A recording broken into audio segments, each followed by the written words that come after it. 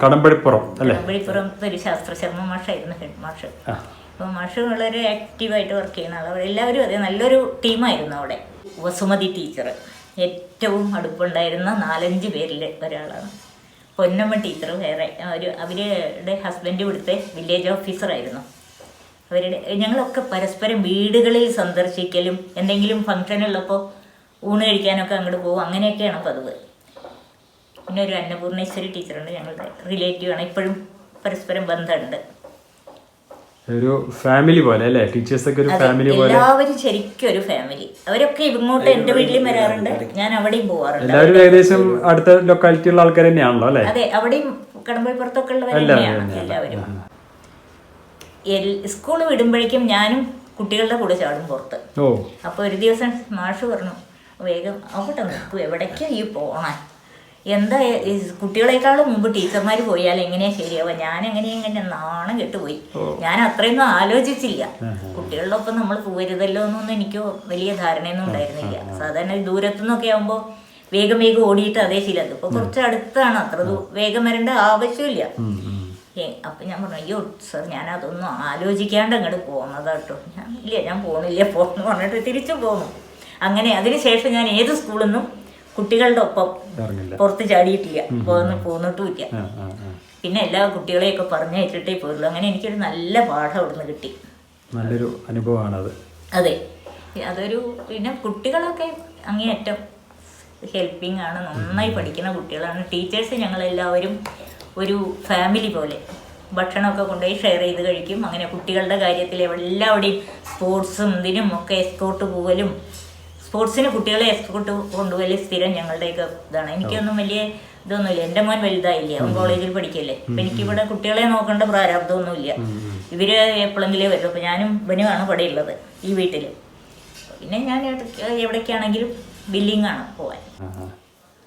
പിന്നെ ടീച്ചർമാരൊക്കെ പരസ്പരം അങ്ങോട്ടും ഇങ്ങോട്ടും പോകും അല്ലെ? അതൊക്കെ എല്ലാവരും പരസ്പരം കുട്ടികളുടെ അവിടെ എന്തെങ്കിലും അതുപോലെ എന്തെങ്കിലും കുട്ടികളെയൊക്കെ വയ്യാണ്ടായ കുട്ടികളുടെ വീട്ടിലേക്ക് പോകും. അതുപോലെ രക്ഷിതാക്കളായിട്ടും വളരെ നല്ല എളുപ്പമായിരുന്നു. ഇപ്പോഴും ആ രക്ഷിതാക്കളൊക്കെ കണ്ടാലും എവിടുന്ന് കണ്ടാലും കുട്ടികളും നല്ല അടുപ്പം. അതെ, പിന്നെ അവിടുന്നാണ് കത്തുകളുടെ അങ്ങേയറ്റം പ്രവാഹം ഉണ്ടായത്. കുട്ടികൾ പിന്നെ ഇപ്പോഴും ഇപ്പൊ ഞാൻ സുൽത്താനാണെന്ന് പറഞ്ഞു. നാളെ ഒരു കല്യാണത്തിന് കണ്ടു ഒരു കുട്ടി വേഗം വന്നിട്ട്, അവിടെ കടമ്പഴിപ്പുറത്തുള്ള കുട്ടിയാ. പിന്നെ തിരിച്ചറിഞ്ഞില്ലേ ചോദിച്ചു. അപ്പൊ എനിക്ക് പേര് കിട്ടണില്ലല്ലോ പറഞ്ഞു. ഞാൻ സുൽത്താനോ, ഞാൻ അവന് പഠിക്കുന്ന കാലത്ത് നീ സുൽത്താനല്ലേ പറഞ്ഞിട്ട് അവനെ ഇങ്ങനെ കുറച്ചിങ്ങനെ ലാളിക്കായിരുന്നു. വലിയ ആളല്ലേ സുൽത്താൻ എന്ന് പറഞ്ഞിട്ട്. അപ്പൊ ഞാൻ സുൽത്താനാണ് എന്ന് പറഞ്ഞപ്പോഴാണ് തിരിച്ചറിയാണ്ടേ ഈ കുട്ടികളെ സംബന്ധിച്ച് ആ ഓർമ്മകളൊക്കെ മനസ്സിൽ എപ്പോഴും നിൽക്കുന്നുണ്ടാവും. ടീച്ചറിനെ സംബന്ധിച്ച് ഒരുപാട് കുട്ടികളെ പഠിപ്പിക്കുന്നതാണ്. പക്ഷെ എന്നാലും ആ കാലത്തെ കുട്ടികളോട് ഒരു പിന്നെ ഹയർ സെക്കൻഡറി ആകുമ്പോഴേക്കും കുട്ടികളെ മുഴുവനൊന്നും ഓർക്കാൻ പറ്റണില്ല. അത് ഒരു അപ്പോഴേക്കും ഏജും ആയില്ലേ, അങ്ങനെ ഓർക്കാൻ സാധിച്ചിരുന്നില്ല. ഒരുപാട് കുട്ടികളുടെ നല്ല നല്ല ഓർമ്മകൾ ഉണ്ടാവും അല്ലെ? കുട്ടികളെ എവിടെ വെച്ചാലും തിരിച്ചറിയുന്നുള്ളതാണ് ഏറ്റവും വലിയ.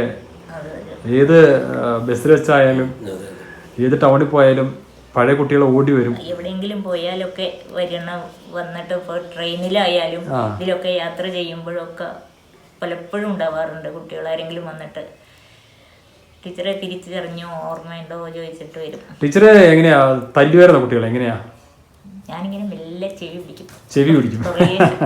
അത് വേദനിക്കണ പോലെയൊന്നും പിടിക്കില്ല. ഇങ്ങനെ പിടിച്ചിട്ട് ഇങ്ങനെ ഒരു ചെറുതായിട്ടൊന്നും അത്രേ ഉള്ളൂ.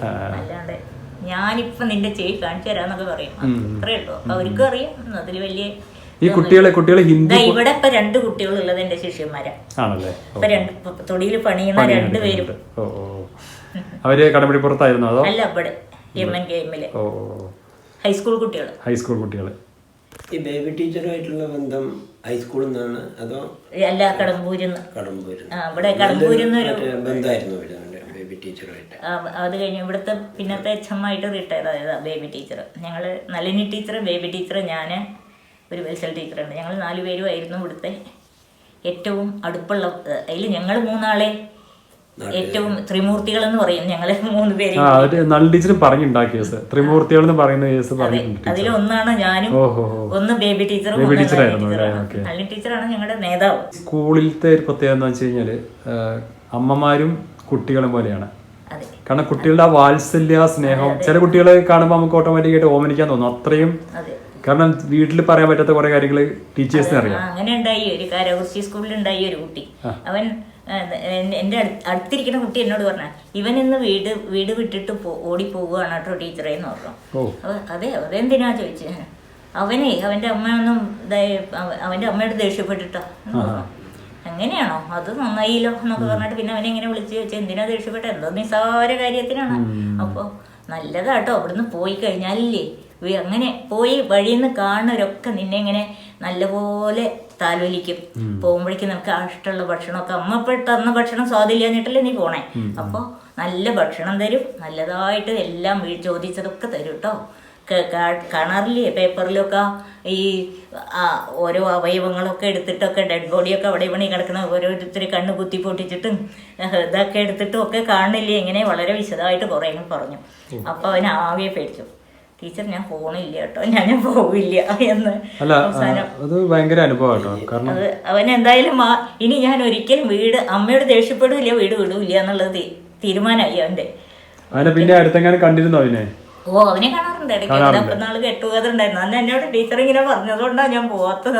അല്ല, അത് വലിയ കാര്യമാണ്. കാരണം ഇന്നത്തെ കുട്ടികൾക്കുള്ള പ്രശ്നം ഏതാണെന്ന് എനിക്ക് തോന്നുന്നു അല്ലേ, പറഞ്ഞു കൊടുക്കാൻ ആളില്ല, പറയാൻ ആളില്ല. എന്തോരം കുട്ടികളാണ് ആത്മഹത്യ ചെയ്യുന്നത്.